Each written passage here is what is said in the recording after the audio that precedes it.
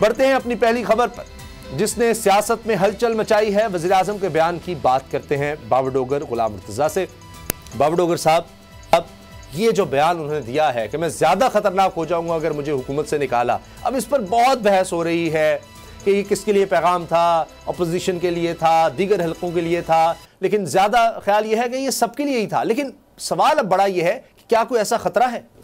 उसामा साहब, पहली बात तो ये है कि आज जो आपने बात की कि ऐसा कोई ख़तरा है, वो जो बात चल रही थी बार बार सेम पेज पे, एक पेज के जनाब हम एक पेज पे हैं, और बार बार ये कहा जाता था, जो मिनिस्टर्स हैं वो एक कई कह कर थके कि जनाब एक पेज पर हैं। अब आपने देखा कि वो भी अचानक खामोश हो गए हैं। अब वो जो एक पेज वाला रोला था, मसला था, जब से DGIS की अपॉइंटमेंट का इशू स्टार्ट हुआ, उसके बाद से चीज़ें जो हैं वो कुछ बदली हुई नज़र आ रही हैं। जिस तरह से KPK का इलेक्शन हुआ, जिस तरह से इत्तेहादी जो हैं उनको मैनेज करना मुश्किल हो रहा है, तो लग रहा है कि एक पेज वाला इशू तो नहीं है।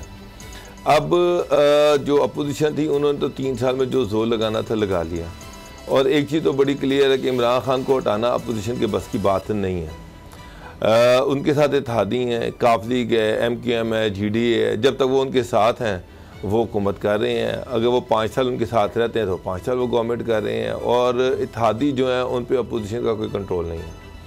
इत्तेहादियों पे जिनका कंट्रोल है, अगर वो सुबह कहते हैं तो इत्तेहादी सुबह अलहदा हो जाएंगे। ये बात हम बेताशा प्रोग्राम में कर चुके हैं, और इमरान खान की जो गवर्नमेंट है वो गिर जाएगी। ये राना सनाउल्लाह जो बात करते हैं, मैं उससे बिल्कुल एग्री करता हूँ कि भाईजान जब तक इत्तेहादी साथ हैं उस वक्त तक गवर्नमेंट नहीं गिर सकती जी।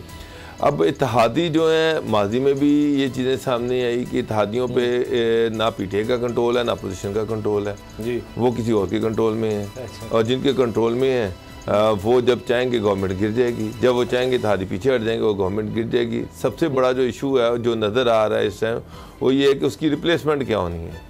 क्या PTI के अंदर से रिप्लेसमेंट होगी, क्या नून लीग के साथ कोई डील होगी, या कोई पेपर पार्टी के साथ डील होगी?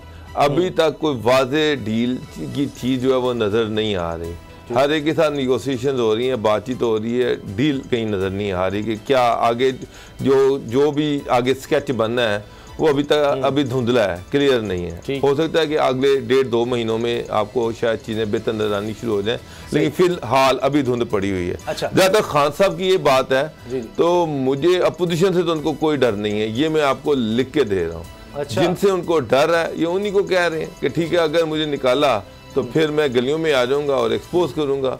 तो ये धमकी अपोजिशन के लिए नहीं है, ये मैं आपको बड़ा क्लियरली कह रहा हूँ। अच्छा, ये सिलसिला है उनका अवाम से बराह रास्त बात करने का, फ़ोन कॉल्स वो लेते हैं। अब इसमें उन्होंने क्या कहा है इमरान खान साहब ने, उन्हीं की ज़ुबानी ज़रा आपको हम दिखा रहे हैं। गुलाम साहब, अगर उनका देखें कि उसके बाद मैं करूंगा क्या आपका हशर, तो वो तो बाकायदा अपोजिशन की बात कर रहे हैं, उनकी जिनके खिलाफ केसेस हैं। लेकिन जो खता बाबर साहब कह रहे हैं, खालिद मकबूल सिद्दीकी साहब का एक और बयान आ गया MQM के रहनुमा के जी हमें आपकी ज़रूरत नहीं है, वज़ीर आज़म साहब आपको हमारी ज़रूरत है। बहुत अच्छी बात आपने की कि अवाम के लिए उन्होंने बात की और उन्होंने अपोजिशन के लिए बात की। सवालात उनसे महंगाई के हो रहे हैं और वो अवाम को डांट रहे हैं वहाँ पे।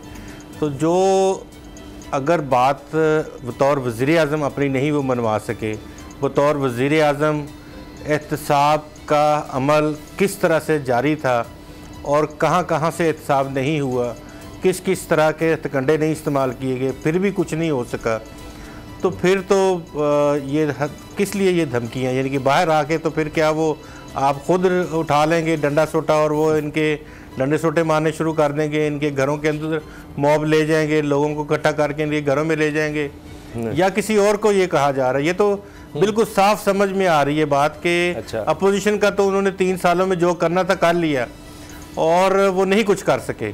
और ये जो आज ARU के जो सरबराह हैं उनका इस्तीफ़ा इस बात का गमाज़ है कि उनके पास कंक्रीट कुछ करने के लिए नहीं था। अगर कंक्रीट कुछ होता तो जिस शदोमत के साथ SS रिकवरी यूनिट बनाया गया था, सुप्रीम कोर्ट के ऑर्डर्स की वायलेशंस की गई थी, सुप्रीम कोर्ट ऑफ पाकिस्तान ने खुले अपने फैसलों में लिखा कि ARU किसने बनाया, किसने शहजाद अकबर साहब को भर्ती किया, क्या इनकी क्वालिफिकेशन थी, क्या इनके तजर्बा था। उनके फैसलों में इनके हवाले से मवाद है, 3-4 सफ़ात लिखे हुए हैं अच्छा, उसके बावजूद इनको शहजाद अकबर साहब को मशीर अच्छा सर, आगे हमने इस पे तफसील से बात करनी है, लेकिन मुझे बताएं कि इमरान खान साहब कह रहे हैं कि मैं ये टर्म भी पूरी करूंगा, अगली भी, मैं आपको भी बता रहा हूं, ये तो उन्होंने साफ कह दिया है, उनको तो कोई खतरा नहीं, वो तो कह रहे हैं ये टर्म भी पूरी होगी 5 साल पूरे, और अगली दफा भी उनके पास है। यहाँ हम उसामा गाजी साहब, यहाँ हमने इस तरह के बहुत सारे बयानात देखे हैं, और जो कहते थे कि हम बहुत, फिर वो एक दूसरे के जानी दुश्मन हो गए। फिर हमने ये भी देखा कि नवाज शरीफ, शहबाज शरीफ कहते थे अगली टर्म भी हमारी होगी, उससे अगली टर्म भी हमारी होगी। वो तो 2029 तक, 30 तक बने हुए थे, 31 तक वजीर आजम और सारा कुछ। वो देखा आपने कि किधर किधर से हिसाब होते रहे और क्या कुछ होता रहा। तो ये फ्रस्ट्रेशन का आलम है कि जब बंदा ये कहता है, और अब उनको या तो इतनी सादगी है और या इतनी मक्कारी है जिसकी इंतहा नहीं है, जिसमें वो बार बार जिक्र करते हैं इस बात का कि हमने मुल्क को उठा के ऊपर ले गए हैं, हमने मुल्क की मईशत को 4 चांद लगा दिए हैं। खुदा के लिए आप अवाम में आएँ, आप पूछें लोगों से जाके कि उनकी हालत क्या है, क्या उनके पास खाने के लिए कुछ है, क्या पहनने के लिए कुछ पहले है, घंटे में हमने क्या हालत आपने कर दी है। महंगाई पर हमने तफसील से बात करनी। अब अभी जो है हुकूमत की जिस तरह बात हो रही है बाबर डोगर साहब, ये सदारती निज़ाम का भी सवाल हुआ है इसमें उनसे, लेकिन उसका उन्होंने बराह रास्त कोई जवाब नहीं दिया। उन्होंने कहा कि जब मैं आया तो उसी वक्त मैंने बता दिया था लोगों को कि ये चीखेंगे, ये इस तरह बोलेंगे, तो उन्होंने ये कुछ नहीं कहा कि सदारती निज़ाम आ रहा है नहीं आ रहा है, इसको उन्होंने डिनाई नहीं किया। ये तो बड़ा मानी खेज़ है।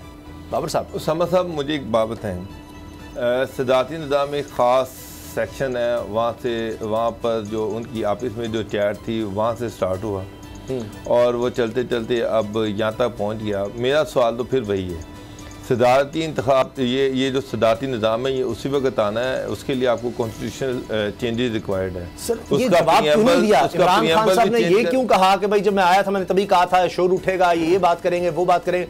आपके ख्याल है वो इस तनाजुर में कह रहे थे कि भाई सदारती निज़ाम की बात इसलिए हो रही है कि लोग मायूसी का इजहार कर रहे हैं मौजूदा निज़ाम से, इस वजह से, या हमारी हुकूमत से? सर, मेरी एक बात सुने, मैंने ये देखा है कि जब भी महंगाई होती है, अब मिनी बजट आया, मिनी बजट पे टैक्सेशन की भरमार हो गई है, लोगों की ज़िंदगी मज़ीद अजीरन हो गई है, मज़ीद महंगाई बढ़ गई है, उस पर कोई बात नहीं कर रहा। लोग कभी नए सदारती निज़ाम की बात होती है, कभी एमरजेंसी की बात होती है, कभी कोई बात होती है। इसी दौरान में इमरान खान साहब दोबारा लोगों के साथ इंटरेक्शन स्टार्ट कर दिया, इतवार को नए नए इश्यूज़ खड़े कर दिए कि मैं सड़कों पे आ जाऊंगा। असल इशू ये है कि जो मैं आपको अंदाज़ा लगा लें कि इनके जो मिनिस्टर्स हैं, इनके जो मशीर हैं, अगर उनसे महंगाई का सवाल किया जाए, अब तो वो एंकर्स के गले पड़ना शुरू हो गए हैं, उनके गले पकड़ना शुरू हो गए, धमकियों पे उतर आए, गाली गलोच पे उतर आए हैं। यानी कि सिर्फ इनके लिए जो नापसंदीदा लफ्ज है वो है महंगाई, वो है अवाम की मिजरेबल कंडीशन, टैक्सेस, ये उसके अलावा हर चीज पे बात करनी। अच्छा, उस पर सर हम तो बात करेंगे, बड़ी तफसील से करेंगे। सब्सक्राइब करें और बेल दबाएं ताकि कोई खबर रह न जाए।